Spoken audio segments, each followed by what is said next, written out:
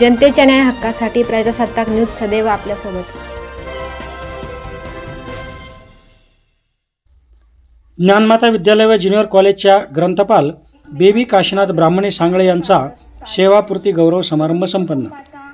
संगमनेर शहरातील ज्ञानमाता विद्यालय व ज्युनियर कॉलेजच्या ग्रंथपाल श्रीमती बेबी काशीनाथ ब्राह्मणे सांगळे यांचा सेवापूर्ती गौरव समारंभ 12 जुलै रोजी ज्ञानमाता विद्यालय व ज्युनियर कॉलेजमध्ये मोठ्या उत्साहात संपन्न झाला।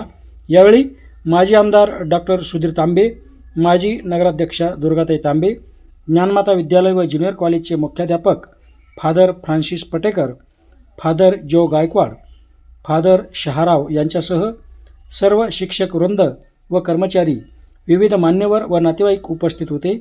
बेबी ब्राह्मणे सांगळे मॅडम यांनी BA B.Lib ग्रंथपाल या पदावर 40 वर्ष सेवा करून त्या सेवानिवृत्त झाल्या आहेत। विविध मान्यवरांनी त्यांना पुढील वाटचालीस शुभेच्छा दिल्या।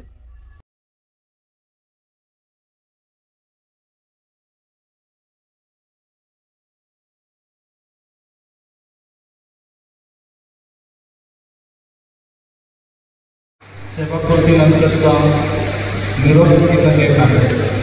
या समारंभासाठी उपस्थित असलेले सर्व मान्यवर, सन्माननीय डॉक्टर सुधीरजी तांबे, माजी आमदार, माजी शिक्षक आमदार सन्माननीय दुर्गाताई तांबे, नगराध्यक्षा संगमनेर शहर मंचावरती उपस्थित असलेले सन्माननीय रविपाद प्रशांत शहाराव,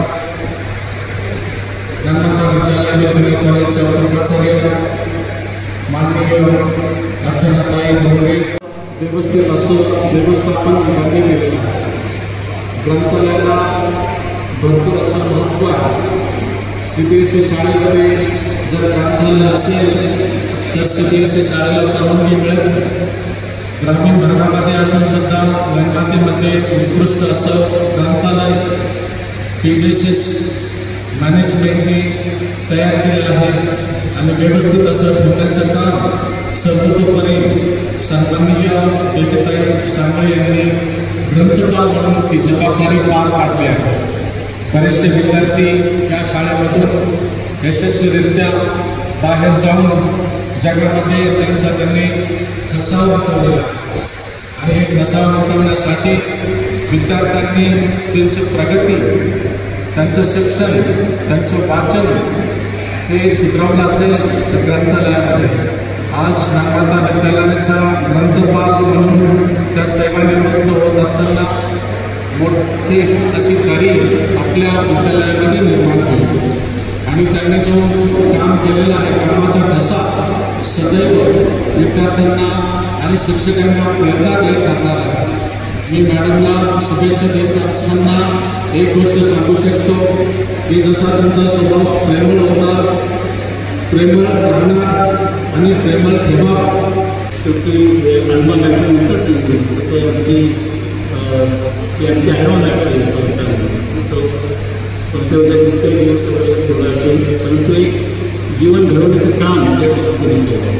जीवनामध्ये आपण मुलांना हुशार तर करतो, हुशारी मुलांना येत असते, पण हुशारीपेक्षा शहाणपण देणे खूप महत्त्वाचं आहे। त्यामुळे ज्ञानमाता शाळेचं हे मला जास्त महत्त्व वाटतं की या शाळेला मला शहाणपण दिलं, समाजात कसं वागावं, प्रेमळ कसं राहावं, लोकांचं कसं वागावं, शिस्त कशी पाळावी, असे असंख्य ज्यांना आपण बेसिक गुण म्हणतो, मुलांना ते गुण असले पाहिजे, सेल्फ डिसिप्लिन असेल हे गुण या शाळेमध्ये मिळाले। असं ठरवले आज काही विद्यार्थी अशा काही भाग्यवान आहेत, अशा संस्थेमध्ये काम आपण कुठेतरी काम शेवटी माणसाला व्यवसायामध्ये काम करावं लागतं। आपण भाग्यवानात कारण असे एका सेवाभावी संस्थेमध्ये आपल्याला काम करण्याची इथे फार आणि विषयामध्ये मी सांगितलेली नावं त्याच्यापेक्षा मोठी माणसं त्या ठिकाणी त्यांनी संपूर्णपणे या ज्ञानमातेच्या चळवळीमध्ये अत्यंत महत्त्वपूर्ण योगदान दिले आहे। अशा संस्थेमध्ये आपल्याला 40 वर्ष सेवा करण्याची संधी मिळाली, अभिनंदन सेवा त्या ठिकाणी मिळाली, निश्चितच हे भाग्याची गोष्ट आहे। त्याचबरोबर बेबी काशीनाथ ब्राह्मणे, त्याप्रमाणे त्यांचं सासरचं नाव बेबी राजेंद्रराव सांगळे या यादीतनं सेवानिवृत्त होत आहे.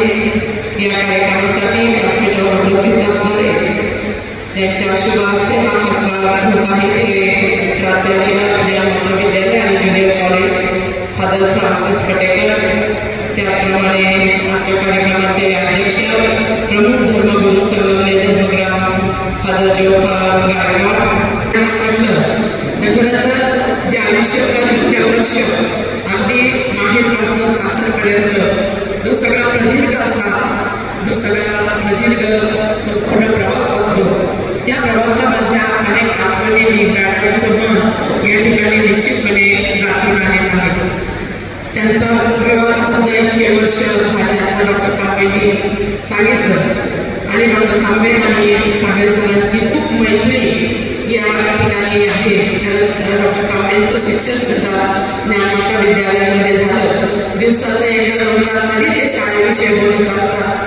त्यांना अनेक फादरची आठवण येत असते. विशेषतः फादर जोबरचं त्यांना खूप आठवण येते की ज्यांनी त्यांना घडवलं, अनेक शिस्त लावली आणि अनेक गोष्टी त्यांना शिकवल्या गेल्या. शेवटी मिशनरी स्कूल म्हटलं की ज्यामध्ये एक शिस्त आणि त्याग आणि एक प्रेमाची भावना, मायेची भावना ती डॉक्टर तांबेंमध्ये आपल्या या ज्ञानमाते शाळेमुळे निश्चितपणे रुजलेली आहे. आणि म्हणून या शाळेविषयी भरभरून बोलताना त्यांना विशेष आनंद होत असतो. आजच्या कार्यक्रमासाठी मॅडमनी आणि सरांनी मलाही या ठिकाणी आमंत्रित केलं.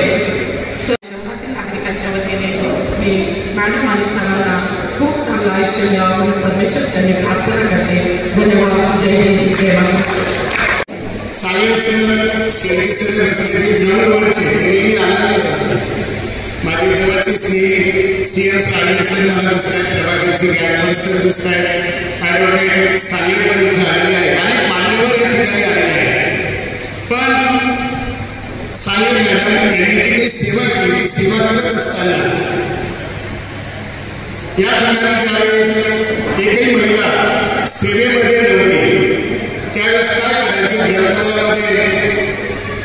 ग्रंथालय सेवक म्हणून त्यांची नेमणूक झाली. त्याच वेळेस मुलींना देखील प्रवेश द्यायचा. त्यावेळेस आमच्या घरात मॅडमची देखील नियुक्ती याच ज्ञानमाता विद्यालयात झाली आणि 2 महिन्यांनी सुरुवात केलेली हे ज्ञानमाता विद्यालय आणि कनिष्ठ महाविद्यालय तिच्या बऱ्याचशा साहित्याच्या लेखी आहेत. त्यांच्यासाठी आपण टाळ्या वाजवल्या की को एज्युकेशन असावं हे नियमावली तयार केली आणि को एज्युकेशनमुळं मुलाबरोबर मुली देखील इथं ज्ञानदान संपादन करतात. हे देखील महत्त्वाचे अचीवमेंट तत्कालीन काळामध्ये धर्मगुरूंनी त्यावेळेच्या घेतले आणि पुणे जेजुएटमध्ये हा एक चांगला प्रयोग या ठिकाणी राबवलेला आहे. मित्रांनो, सेवानिवृत्त होत असताना गेल्या 40 वर्षाचा इतिहास पाहत असताना त्यांच्या लग्नालाही साक्षीदार म्हणून प्रवणी फॅक्टरीला होतो आणि फादर राजेंद्र माझ्याबरोबर होते. ते स्वर्गीय फादर राजेंद्र आम्ही गेलेलो होतो त्या लग्नाला. ते लग्न एक अतिशय चांगल्या प्रकारचं झालं आणि नुकतंच लग्न करून आलेल्या सांगळे मॅडमला लहान वयामध्ये म्हणजे 18-19-20 वर्षाच्या आत मला वाटतं सर्व्हिस मिळाली आणि आज त्या मोठ्या सन्मानाने सेवानिवृत्त होत आहे. हा परमेश्वराचा गौरव आहे. हे सर्व काही प्राप्त होतं हे देवाकडनं आलेलं असतं. बायबलमध्ये म्हटलेलं आहे की परमेश्वराची आशा धरून ते नवीन शक्ती संपादन करते. सुनाय हा सर्वांचा विचार केल्यानंतर एक चांगलं कुटुंब घडवण्यामध्ये स्त्रीची भूमिका फार महत्वाची असते. आल्यानंतर काय फिरणारच होता बाहेरचा, परंतु घर सांभाळणारी जी महिला असते म्हणून म्हटलेलं आहे यत्र नारीस्तु पूज्यन्ते रमन्ते तत्र देवताः. बरं नवले मॅडम कधी खुश झाले तर मला इथं सुंदर शिकवायला लागतं. यत्र नारीस्तु पूज्यन्ते रमन्ते तत्र देवताः. ज्या घरात स्त्रीचा सन्मान होतो तिथं परमेश्वराचा आशीर्वाद असतो. ज्या घरातली बाई दुःखी असते तिला ताण तुम्ही सगळ्यांनी विचार करा. ताण मुक्त असं आपलं जीवन जगता आलं पाहिजे आणि म्हणून या 40 वर्षानंतर मन करायला प्रसन्न सर्व सिद्धीचे काय मनाची प्रसन्नता ठेवून तुम्ही समाजाप्रती कृतज्ञता व्यक्त करून समाजापर्यंत गेलं पाहिजे. रेग्युलर चर्चला गेलं पाहिजे. क्रिसमस ख्रिश्चन होऊ नका, रेग्युलर चर्च तिथे जाऊन प्रार्थना करा, कारण आज आपण जे काही वैभवावर पोहोचतो त्यामध्ये परमेश्वर आपल्या पाठीशी असतो. आणि म्हणून मी म्हणत असतो की माणसाजवळ स्वच्छ कपडे असो वा नसो, पण स्वच्छ कपड्याची स्तुती लोक करतात. लोक स्वच्छ कपड्याची स्तुती करतात, पण परमेश्वर स्वच्छ मनाची स्तुती करत असतो. आपलं मन किती चांगलं आहे आणि म्हणून हे मन, हे हृदय, हे परमेश्वराने आपल्याला दिलेलं आहे. संगी जमलेल्या माझ्या प्रिय बंधू आणि भगिनी, एक शिक्षक होते आणि ते शिक्षक आपल्या मुलांना शिकवत होते. तर मुलांनी सांगितलं, मुलांना हे शिकवत असताना की हे 4 प्रकारची माणसं कशी. त्यावेळी त्या गुरुजींनी सांगितलं, मुलांना की ह्या 4 बाबी आलेल्या आहेत. त्यांच्या अंगामध्ये त्याच्यामध्ये बहिणीसोबत त्यांचं लग्न झाल्यानंतर बऱ्याचशा गोष्टी ते तर कधी कधी राहूनच बऱ्याचशा गोष्टी सामाजिक चळवळीमध्ये काम करताना, परंतु ते बघत असताना त्यांच्या जोडीला मी बघत असताना माझा जास्त संपर्क बऱ्याच कार्यक्रमामधून झाला. परंतु आज असा चेहरा त्या बहिणींचा दिसतोय, तसाच तो हसतमुख चेहरा सदैव त्यांचा दिसत आलेला आहे. आणि यातून पुढच्या काळामध्ये देखील आज जो चेहरा दोघांचा हसतमुख दिसत आहे, असंच त्यांनी आयुष्यभर हसत राहावं. त्यांच्या हातून पुन्हा एकदा सामाजिक कार्य घ्यावं, त्यांना आरोग्य लाभो, त्यांच्या कुटुंबालाही आरोग्य लाभो, त्यांचं जीवन पौर्णिमेच्या चंद्राप्रमाणे, शीतल चंद्राप्रमाणे सतत उजळत राहावं, अशी मंगल कामना तथागताच्या आणि परमेश्वराच्या चरणी करतो. संबंधित व्यासपीठामध्ये आमचे सर्व सहकारी, विशेष करून शाळेचे प्राचार्य, पर्यवेक्षक आमचे लाडके प्रशांत भाऊ, हे सर्वजण आम्हाला साधारण सगळ्यांना एकदम प्रेमाने वागणूक दिलेली आहे. आतापर्यंत सर्वांबरोबर काळजी सगळ्यामध्ये ते सहभागी झाले आहेत. कुठल्याही गोष्टीला अडचणीत आढळलं, मॅडम तुम्ही काळजी करू नका, आम्ही आहोत. साधारणचं पण तसं जे माझे प्राचार्य होते त्यांनी पण भरपूर आम्हाला जे काही अडचणीच्या वेळेस, जे संकटाच्या वेळेस कुठल्या गोष्टींनी काय आम्हाला दुःख सुख लागले त्यांनी पण आम्हाला खूप मदत केली. आणि मी अशा चांगल्या पवित्र ठिकाणी आम्हाला सेवा करण्याची परमेश्वराने संधी दिली. आणि आमचे सर्व धर्मगुरू खूप प्रेमळ आहे आणि त्यांच्या सर्वांना आम्ही लहानचे मोठे झाले.